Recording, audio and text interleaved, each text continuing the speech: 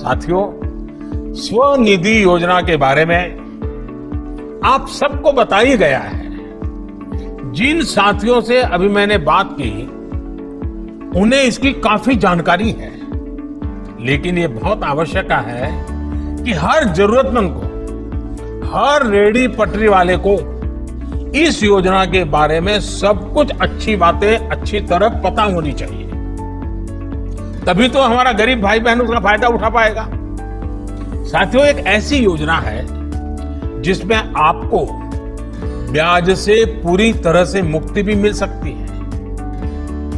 इस योजना के तहत वैसे भी ब्याज में 7% तक की छूट दी जा रही है। ऑलरेडी 7% तो हम कम कर ही रहे हैं, लेकिन अगर आप कुछ छोटी छोटी बातों का ध्यान रखेंगे तो आपको ये भी नहीं देना पड़ेगा। अब जैसे अगर आप समय पर यानी 1 साल के भीतर बैंक से लिए गए पैसों को चुका देते हैं तो आपको ब्याज में और नई छूट मिलेगी। इतना ही नहीं, जब आप डिजिटल लेन देन करेंगे, अपने मोबाइल फोन से पैसा लेना और देना, थोक व्यापारी को भी मोबाइल से देना और जो आपका खरीद लेने के लिए आता है उनसे मोबाइल से लेना, तो आपके खाते में सरकार की तरफ से इनाम के रूप में कुछ पैसे कैशबैक के रूप में भेजे जाएंगे।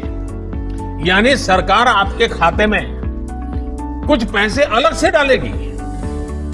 इस तरह आपकी जो कुल बचत होगी वो ब्याज से भी ज्यादा बचत हो जाएगी। इसके अलावा अगर आप दूसरी बार ऋण लेंगे तो और भी ज्यादा ऋण की सुविधा होगी। अगर इस बार 10,000 मिला है और आपका अच्छा काम रहा और आपको 15,000 की जरूरत है तो 15,000 हो जाएगा।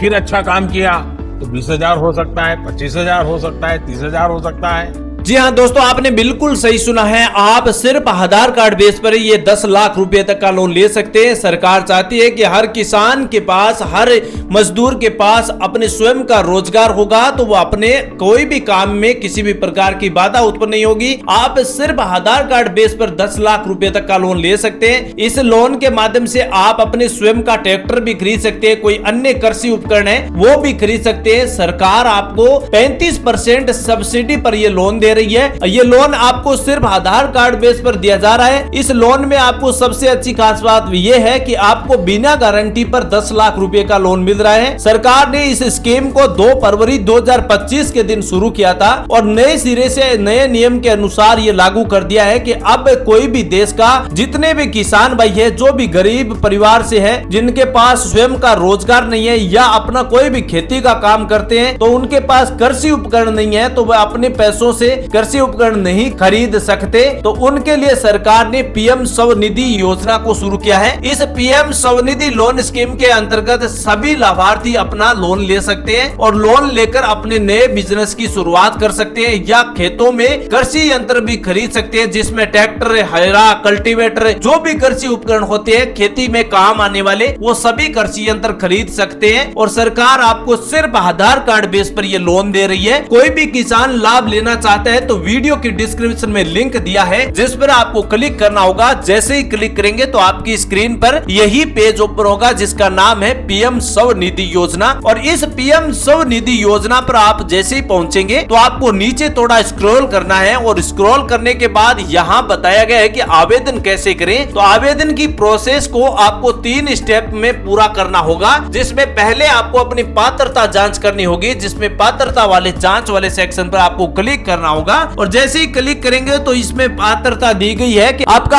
आधार कार्ड मोबाइल नंबर से लिंक होना चाहिए। ये सबसे जरूरी पॉइंट है क्योंकि ई-केवाईसी के बिना आपका ये लोन स्वीकृत नहीं होगा। और जब आधार कार्ड बेस पर ये लोन मिल रहा है तो इसमें आधार कार्ड आपका मोबाइल नंबर से लिंक होना बहुत ही जरूरी है, तभी आपका लोन स्वीकृत होगा। और सरकार ने इससे अच्छा मौका ये दिया है कि इस लोन को लेने के बाद आपको अगले 6 साल का टाइमिंग दिया जाता है। तो आप अगले 6 6 साल में इस लोन को किस्तों में चुका सकते हैं। ब्याज केवल आपको 4% से 9% के बीच देनी है। वो आपकी पैसों के डिपेंड करेगा कि आप कितने रुपए का लोन ले रहे हैं। अगर आपका लोन 4 लाख रुपए से नीचे का होगा तो फिर आपको 5% के आसपास ब्याज दर देनी होगी, और वहीं अगर आपका लोन 10 लाख रुपए का होगा तो फिर आपको 8 से 9% ब्याज दर देनी होगी। तो ये आपकी आवेदन प्रोसेस में आपकी पात्रता होगी। आपकी आयु 18 साल से 65 साल के बीच होनी चाहिए, तभी आप इस लोन के लिए योग्य हो सकते हैं, वरना आपको इस लोन के लिए अप्लाई नहीं किया जाएगा। तो आपको ये ध्यान रखना कि आपकी आयु 18 साल जरूर होना चाहिए, तभी आप इस लोन के लिए अप्लाई कर सकते हैं। पहले से आपका कोई भी लोन बकाया नहीं होना चाहिए, तब आप इस लोन को ले सकते हैं। दूसरी बात, इसकी ऑनलाइन आवेदन प्रोसेस की बारे में बात करें तो ऑनलाइन आवेदन भी आसानी से कर सकते हैं। इसके लिए एक फॉर्म भरना होता है, जिसके बारे में आपको यहाँ दिखाई दे रहा है। या तो आप फॉर्म देख सकते हैं या डाउनलोड कर सकते हैं। तो मैं आपको फॉर्म दिखा देता हूँ ताकि आपको ऑनलाइन आवेदन करने में कोई परेशानी ना हो। तो अब आपकी स्क्रीन पर ये फॉर्म दिखाई दे रहा है। इस प्रकार का फॉर्म होगा, जिसमें सबसे पहले आपको लाभार्थी का नाम देना होगा यहाँ पर, और जो नाम है आपका वो यहाँ फिलअप करना होगा। उसके बाद उसका फादर्स नेम यहाँ एंटर करना है। इसके बाद इस सेक्शन में आपको डेट ऑफ बर्थडे फिलअप करनी है। यहाँ आपको मैरिटल स्टेटस भरना होगा, मोबाइल नंबर यहाँ फिलअप करना है, और इस सेक्शन में जेंडर सिलेक्ट करना है, सोशल कैटेगरी को यहाँ सिलेक्ट करना है, और नेटिविटी को यहाँ सिलेक्ट करना है, माइनॉरिटी को इस सेक्शन में। और ये डिटेल पूरी हो जाती है तो इसके बाद नीचे केवाईसी करनी होती है। और केवाईसी में ये ध्यान जरूर रखना है आपको कि यहाँ जो राइट टिक में आपको रेड डॉट दिखाई दे रहा है, ये रेड डॉट वाला विकल्प आपको जरूर भरना है। अगर आपको ऑनलाइन आवेदन करने में परेशानी हो रही है, इस फॉर्म को फिलअप करने में कोई भी प्रकार की समस्या है, तो नजदीकी जन सेवा केंद्र CSC पोर्टल पर जाकर आप इसका ऑनलाइन अप्लाई कर सकते हैं। मात्र 50 रुपए में ये ऑनलाइन आवेदन हो जाएगा, तो आप वहां जाकर भी इसका फिलअप प्रोसेस करवा सकते हैं। अगर आपको ऑनलाइन आवेदन करने में समस्या हो रही है तो केवाईसी डिटेल अगर आप स्वयं करना चाहते हैं तो यहाँ आपको अपना आधार नंबर एंटर करना है, यहाँ voter ID card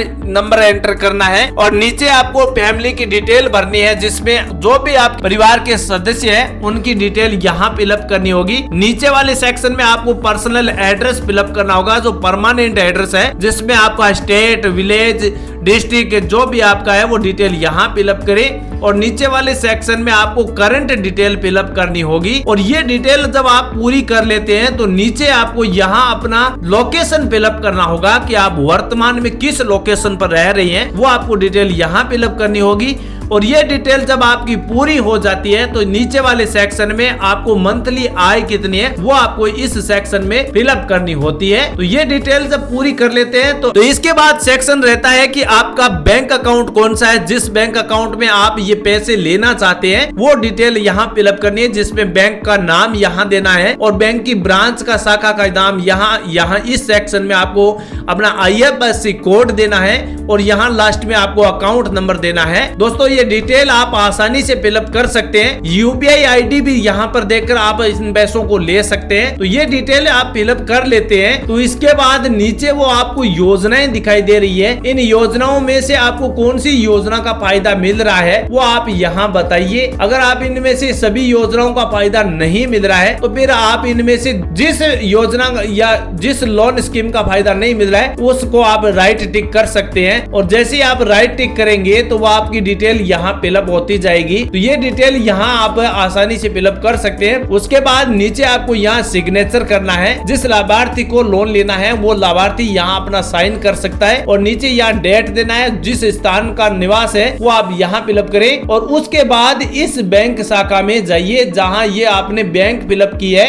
bank detail fill up की है, इस बैंक में जाइए और इस फॉर्म को जमा करवा देना है। जैसे ही आपका फॉर्म जमा हो जाएगा तो उसके बाद बैंक मैनेजर अधिकारियों द्वारा आपकी फॉर्म की जांच की जाएगी। सही डिटेल होने पर आपका लोन अप्रूवल हो जाएगा और सीधा आपके बैंक खाते में पैसा जमा कर दिया जाएगा। अब दोस्तों आप कमेंट करके ये बताना कि आपको इस लोन से संबंधित कोई भी समस्या या कोई भी सवाल है तो आप हमें कमेंट में जरूर बताना। और आप ये जरूर बताना कि नए वीडियो में किस प्रकार की जानकारी चाहिए तो आपको पूरी जानकारी बताएंगे। अगर आपको पीएम स्वनिधि लोन स्कीम का फायदा नहीं मिल रहा है तो वो भी जानकारी के बारे में कमेंट सेक्शन में आप जरूर बताना। और हाँ दोस्तों, इस वीडियो को लाइक, शेयर और सब्सक्राइब जरूर करना ताकि नए वीडियो की नोटिफिकेशन आपको टाइम टू टाइम मिलती रहे। सरकार ने यही उद्देश्य के साथ इस पीएम स्वनिधि योजना को शुरू किया है। इस लोन स्कीम से कोई भी लाभार्थी लोन ले सकता है और लोन लेकर अपने नए बिजनेस की शुरुआत कर सकता है, जिसमें आप सब्जी की रेहड़ी भी लगा सकते हैं। अगर कोई किसान है तो अपना ट्रैक्टर, कृषि सब्सिडी या कोई भी कृषि यंत्र खरीद कर अपने रोजगार की शुरुआत कर सकता है, या कपड़ा बुनकर है तो वो कपड़े का काम कर सकता है, या फिर कोई सिलाई का काम करता है वो सिलाई का दुकान का काम कर सकते हैं। कोई भी काम करना है तो यहाँ पीएम स्वनिधि योजना के तहत लोन लेकर अपने नए सिरे से नए रोजगार की शुरुआत कर सकते हैं। ऐसी नई उम्मीद और नई आशा किरण के साथ एक बार फिर आपके बीच हाजिर होंगे। तब तक के लिए किसान साथियों, जय हिंद, जय भारत।